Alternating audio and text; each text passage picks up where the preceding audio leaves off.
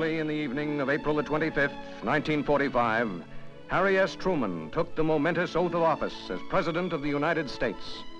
With a world at war, he accepted the gravest responsibility in world history, a new commander-in-chief to lead our nation to ultimate victory. Harry Truman came of sturdy stock. Born in Missouri of pioneer parents, the man who took over the fearsome task of resolving world chaos started life with becoming humility.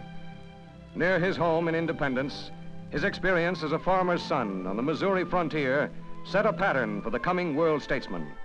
World War I further inured the future president to the great burden of responsibilities ahead. As an artillery captain, he experienced all the grim impact of battle, leading his men with courage and resourcefulness throughout the bitter offensive in France.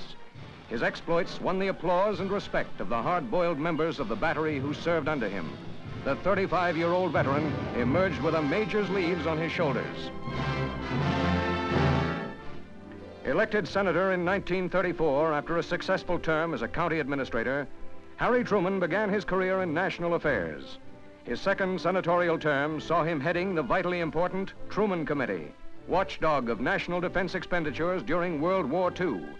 The committee was his own idea, born of his experience in the first global conflict, and it saved the government hundreds of millions of dollars.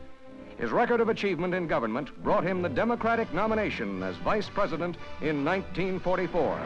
With his practical knowledge of federal administration, he was chosen as a running mate for Franklin D. Roosevelt.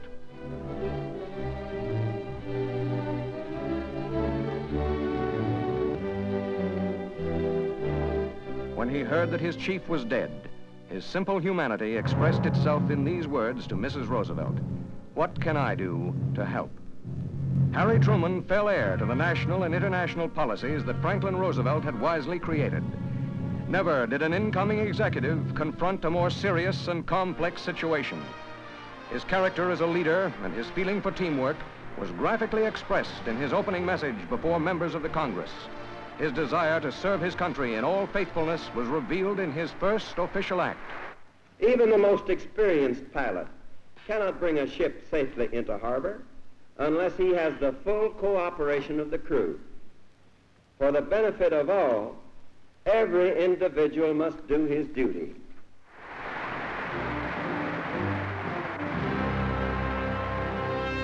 The final phases of World War II in Europe brought no lessening of the president's problems.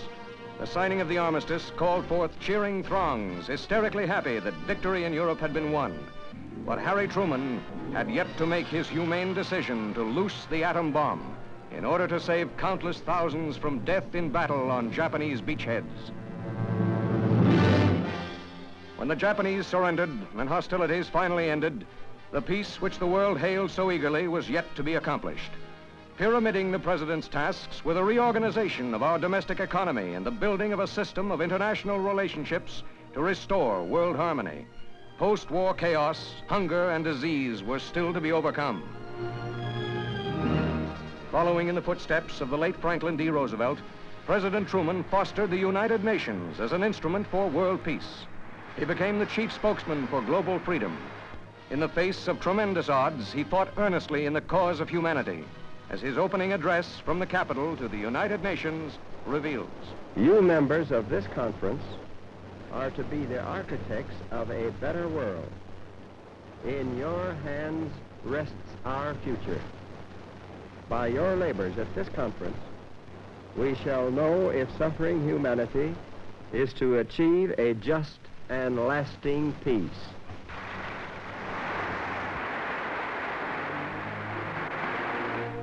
In spite of his preoccupation with world affairs, Harry Truman, returning from the Pan American Conference at Rio, found time to relax with the crew aboard the Big Mo before resuming the cares of state at Washington. No one is happier with just folks than Mr. Truman, whose humble country background endowed him with a deep spiritual integrity.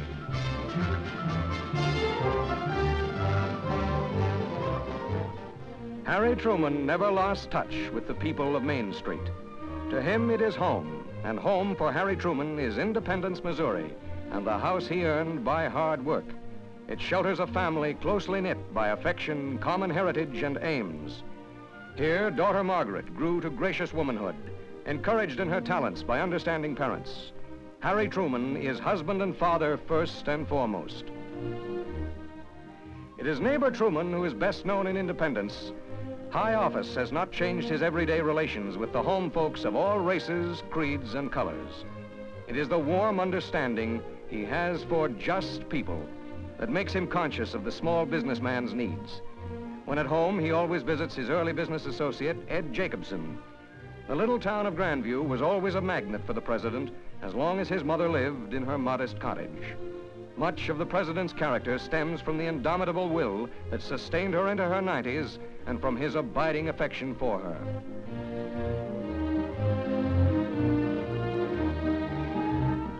Inheriting, as he did from Franklin Roosevelt, many serious social undertakings, President Truman has always championed the crippled victims of disease.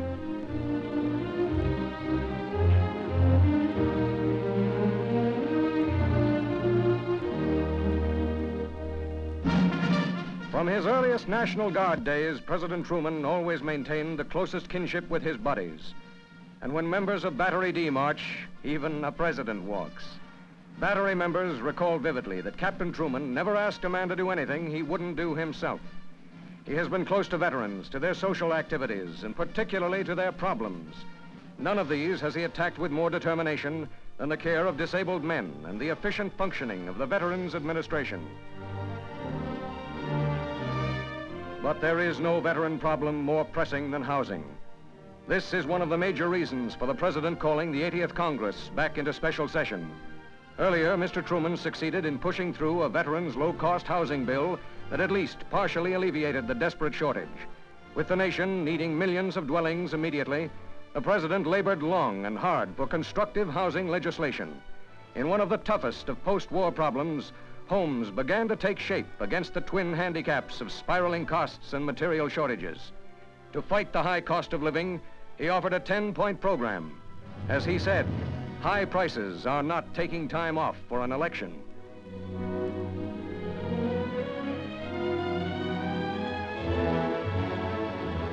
One of the President's mightiest battles with the 80th Congress came over the Taft-Hartley Labor Act, a measure he promptly vetoed. Courageously, President Truman said, "We must make the government a friendly defender of the rights of all Americans.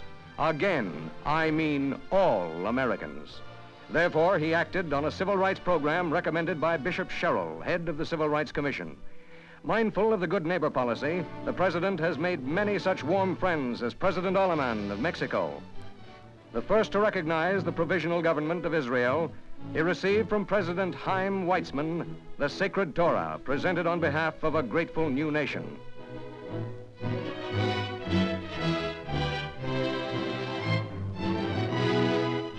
No president in American history has ever been faced with the tremendous foreign problems that confront Harry Truman. With Secretary Marshall, he has met the issues with firmness and patience. Two soldiers addressed themselves to the cause of peace. As the red tide rolled over Europe, the Truman answer was immediate. As the Iron Curtain moved forward, the Truman Doctrine came into being. Aid to Greece and Turkey, followed by the European Recovery Program, the Marshall Plan, a program that is checking the red advance on many fronts. American food and economic aid have been paying off for peace. As America eyes the future with anxiety and watches the steadily rising tide of dissension abroad, the nation's leader is confident we can and will win the peace, and he puts his creed in these words. Peace, my friend, is the goal of my public life. I'd rather have a lasting peace in the world than to be President of the United States. The story of Harry Truman, farmer, soldier, humanitarian, statesman, hater of war, lover of peace, the President of the United States.